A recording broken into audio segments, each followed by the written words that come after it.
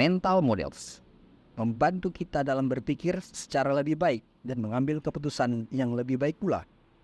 Sebelum kita masuk ke dalam model-model mental spesifik, mari kita mulai dengan prinsip dasar yang penting untuk dipahami. Prinsip ini yang pertama bernama map is not the territory. Peta bukanlah wilayah.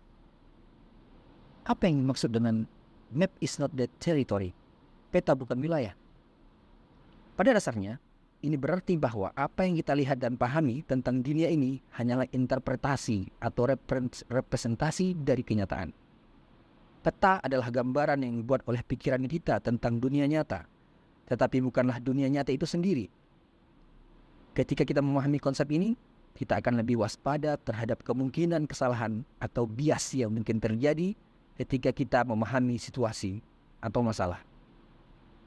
Mental models membantu kita untuk melihat lebih jelas dan memahami kenyataan sebenarnya, bukan hanya interpretasi kita tentang kenyataan tersebut.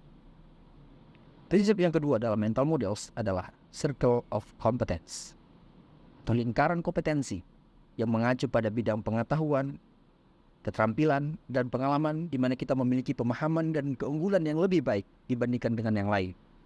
Dalam menghadapi tantangan atau masalah, penting bagi kita untuk mengenali dan memahami batasan kompetensi kita. Ketika kita beroperasi di dalam lingkaran kompetensi kita, kita dapat membuat keputusan yang lebih baik dan mencapai hasil yang lebih baik pula. Prinsip yang ketiga adalah first principle thinking, yaitu prinsip yang mengajarkan kita untuk memecahkan suatu masalah menjadi elemen-elemen dasar atau prinsip-prinsip yang tidak dapat dikurangi lagi. Dengan menggunakan pendekatan ini, kita dapat melihat melampaui apa yang sudah ada dan membangun pemahaman yang lebih kuat serta solusi-solusi kreatif yang mungkin tidak terpikirkan sebelumnya. Prinsip yang keempat adalah thought experiment. Thought experiment melibatkan penggunaan imajinasi dan pemikiran kritis untuk mempertanyakan asumsi dan melihat suatu masalah dari sudut pandang yang berbeda. Dengan melakukan percobaan pemikiran atau thought experiment ini, kita dapat menggali pemahaman yang lebih dalam, mengeksplorasi kemungkinan-kemungkinan baru, dan mengasah keterampilan pemecahan masalah kita. Prinsip yang kelima adalah second order thinking.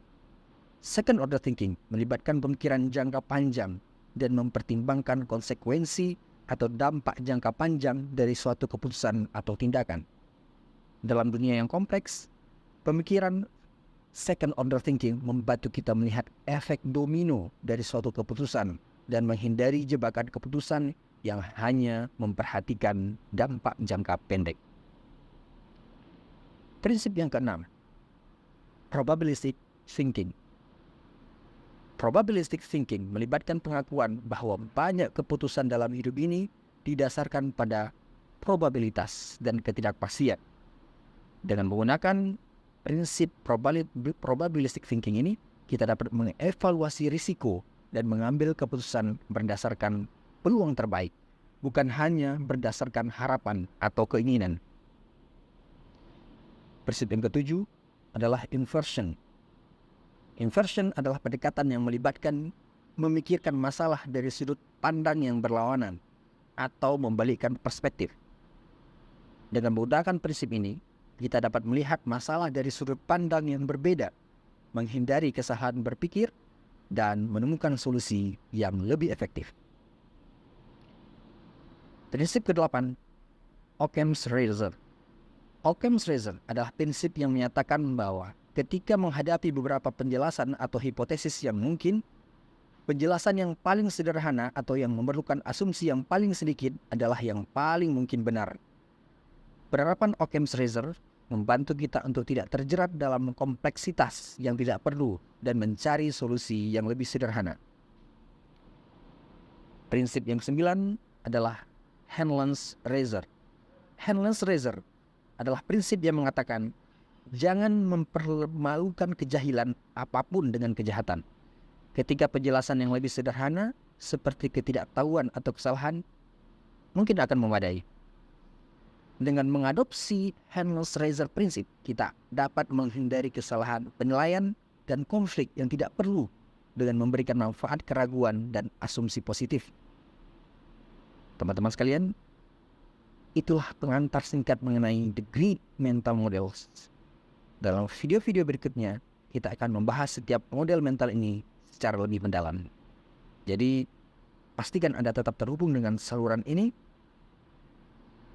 untuk mendapatkan wawasan yang lebih baik dalam mengenai cara berpikir yang lebih baik dalam The Great Mental Models. Terima kasih.